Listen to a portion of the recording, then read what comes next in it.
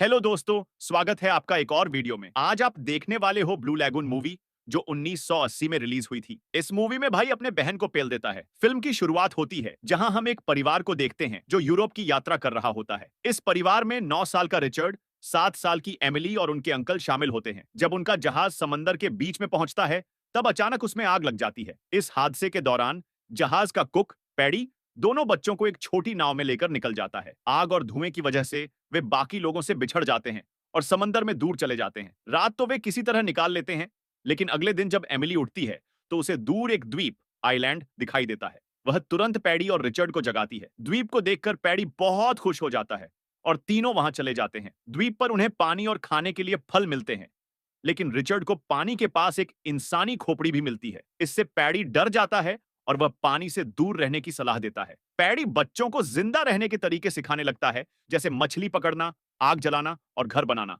एक रात पैडी को द्वीप के दूसरी तरफ से कुछ अजीब आवाजें सुनाई देती हैं, जिससे वह घबरा जाता है। अगले दिन वह खुद उस तरफ जाने का फैसला करता है। सुबह होते ही रिचर्ड और एमिली जब पैडी को ढूंढने निकलते हैं तो वे उसे बेहोश पड़ा हुआ पाते हैं। जब वे उसे जगाने की कोशिश करते हैं तो उन्हें पता चलता है कि पैडी की मौत हो चुकी है। यह देखकर दोनों बच्चे डर जाते हैं और वापस उसी जगह लौट आते हैं जहां वे पहले थे। अब वे पैडी के सिखाए गए तरीकों से अपना घर बनाते हैं और द्वीप पर रहना सीख लेते हैं। समय बीतने के साथ साथ वे बड़े हो जाते हैं और धीरे धीरे एक दूसरे की तरफ अट्रैक्ट होने लगते हैं। हालांकि वे अपनी इमोशन को समझ नहीं पाते। एक दिन जब एमिली नहा रही होती है तब वह पानी में खून देखती है। यह देखकर वह बहुत डर जाती है और रिचर्ड को आवाज लगाती है, लेकिन तभी उसे एहसास होता है कि यह खून उसी के शरीर से आ रहा है। दरअसल यह उसका पहला पीरियड था। रिचर्ड जब वहां आता है और पानी में खून देखता है तो वह घबरा जाता है और एमिली से पूछता है कि क्या हुआ। एमिली घबराकर उसे वहां से चले जाने के लिए कहती है।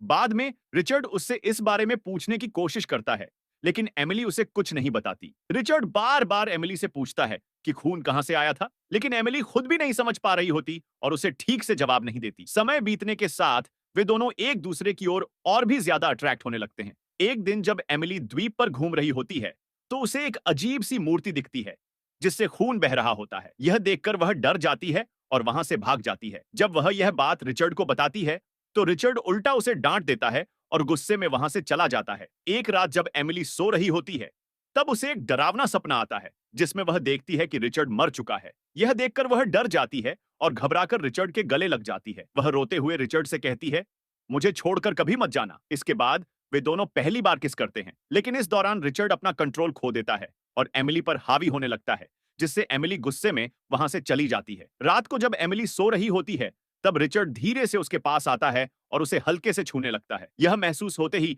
एमिली जाग जाती है और गुस्से में उसे डांटकर वहां से भगा देती है। रिचर्ड एमिली की ओर अट्रैक्ट होता जा रहा था, लेकिन एमिली अभी भी अपनी फीलिंग्स को पूरी तरह से समझ नहीं पा रही थी। एक दिन रिचर्ड छुपकर अपने पप्पू के साथ खेल रहा था, लेकिन तभी एमिली उसे ऐसा करते हुए देख लेती है। वह समझ नहीं पाती कि रिचर्ड आखिर कर क्या रहा है। इसी बीच एक दिन रिचर्ड को समंदर में एक जहाज दिखता है। वह भागकर आग जलाने की कोशिश करता है ताकि जहाज को सिग्नल दे सके, लेकिन एमिली उसकी कोई मदद नहीं करती। जब रिचर्ड उससे इसकी वजह पूछता है तो एमिली कहती है कि मुझे यह जगह बहुत पसंद है, मैं इसे कभी छोड़कर नहीं जाना चाहती। रिचर्ड इस जवाब से गुस्सा हो जाता है क्योंकि वह इस द्वीप से बाहर निकलना चाहता था। इसीलिए वह एक नाव बनाने की कोशिश करता है, लेकिन जब वह उसे लेकर पानी में उतरता है तो नाव बीच में ही टूट जाती है। एमिली यह देखकर उसका मजाक उड़ाने लगती है और चिढ़ाते हुए कहती है, मुझे पता है कि तुम उस दिन क्या कर रहे थे। यह सुनकर रिचर्ड गुस्से में जवाब देता है, तुम्हें मुझे छुपकर नहीं देखना चाहिए था। एमिली पलटकर कहती है, तुम भी तो मुझे छुपकर देखते हो। इस बात पर दोनों के बीच काफी झगड़ा हो जाता है। गुस्से में आकर रिचर्ड एमिली का सारा सामान घर से बाहर फेंक देता है। मजबूरी में एमिली को एक छोटी सी गुफा में रहना पड़ता है। एक दिन जब एमिली द्वीप पर घूम रही होती है तब उसका पैर एक जहरीली मछली पर आ जाता है। इसकी वजह से वह बहुत बीमार हो जाती है। जब रिचर्ड उसके पास आता है और उसकी हालत देखता है तो वह घबरा जाता है। एमिली उससे कहती है, मुझे उस मूर्ति के पास ले चलो, क्योंकि वह उस मूर्ति को अपना भगवान मान चुकी थी। रिचर्ड उसे उस मूर्ति के पास ले जाता है, जहां वह मूर्ति से प्रार्थना करता है कि एमिली जल्दी ठीक हो जाए। कुछ देर आराम करने के बाद एमिली सच में ठीक हो जाती है। एक दिन जब वे दोनों साथ बैठकर फल खा रहे होते हैं तो बातें करते करते वे एक दूसरे के बहुत करीब आ जाते हैं और फिर किस करने लगते हैं और झाड़ियों में घपाघप कर लेते हैं। कुछ समय बाद एमिली को अपनी तबीयत ठीक नहीं लगती। वह रिचर्ड से कहती है कि उसके पेट में कुछ हलचल हो रही है। जब रिचर्ड उसके पेट पर हाथ रखता है तो उसे भी यह महसूस होता है। असल में एमिली प्रेग्नेंट थी, लेकिन उन्हें इस बात की जानकारी नहीं थी। कुछ महीनों बाद एमिली एक बच्चे को जन्म देती है। यह देखकर वे दोनों बहुत खुश हो जाते हैं, लेकिन बच्चा लगातार रो रहा था। रिचर्ड कहता है, शायद यह भूखा है, लेकिन इतना छोटा बच्चा न तो कुछ खा सकता था, ना ही कुछ पी सकता था। वे समझ नहीं पा रहे थे कि आखिर क्या करें। तभी एमिली उसे अपना दूध पिलाती है और बच्चा शांत हो जाता है। अब उनके जीवन में एक नया मेहमान आ चुका था, जिससे वे दोनों बहुत खुश थे। समय बीतने के साथ उनका बच्चा बड़ा होने लगा।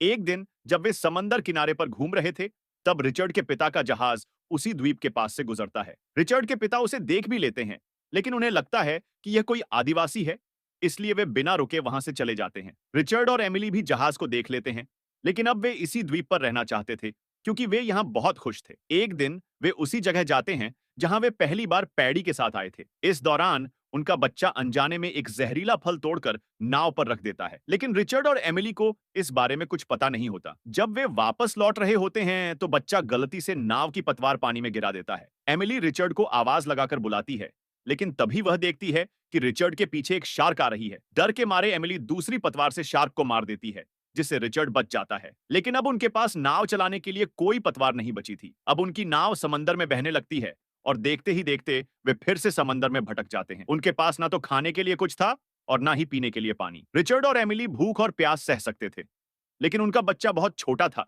इसलिए उन्हें उसकी ज्यादा फिक्र हो रही थी।